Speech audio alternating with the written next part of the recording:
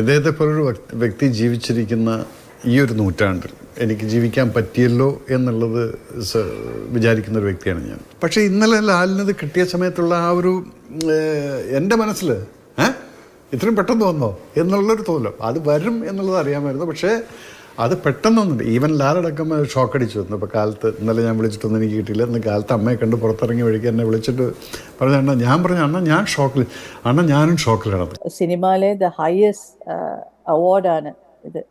അപ്പോൾ അത് ലാലേട്ടനക്ക് കിട്ടിയത് എനിക്ക് വളരെ വളരെ സന്തോഷം. ചിത്രം മാത്രമല്ല, ആ ക്യാരക്ടർ മാത്രമല്ല, ഇഷ്ടം പോലെ ലൈക്ക് തന്മാത്രയില് അത് ഐ തിങ്ക് വേൾഡില് ഒരു നടനും അങ്ങനെ അഭിനയിക്കാൻ പറ്റില്ല. ഒരു അൽസൈമേഴ്സ് അങ്ങനെ ഞാൻ ഇതുവരെ ഇറ്റ്സ് എന്താ പറയുക, അങ്ങേരു ഇസ് വാസ്റ്റ് ടാലന്റഡ് ആക്ടറാണ്, മൾട്ടിഫെസറ്റഡ്. ആസ് ആൻ ആക്ടർ എന്നുള്ളതിനോടൊപ്പം തന്നെ അതേ വലിപ്പത്തിൽ മനസ്സിന് സൗന്ദര്യം സൂക്ഷിക്കുന്ന സ്നേഹത്തിനെക്കുറിച്ചും പ്രണയത്തിനെക്കുറിച്ചും ജീവിതത്തിനെക്കുറിച്ചുമൊക്കെ വളരെ വ്യത്യസ്തമായ കാഴ്ചപ്പാടുകളുള്ള ഒരു വലിയ മനുഷ്യനെന്നുള്ള രീതിയിൽ ഈ അംഗീകാരം തീർച്ചയായിട്ടും ഇന്ത്യൻ ചലച്ചിത്ര രംഗത്ത് കിട്ടാവുന്ന ഏറ്റവും വലിയ പരമോന്നത ഒരു പദവിയായിട്ട് കാണുന്നു.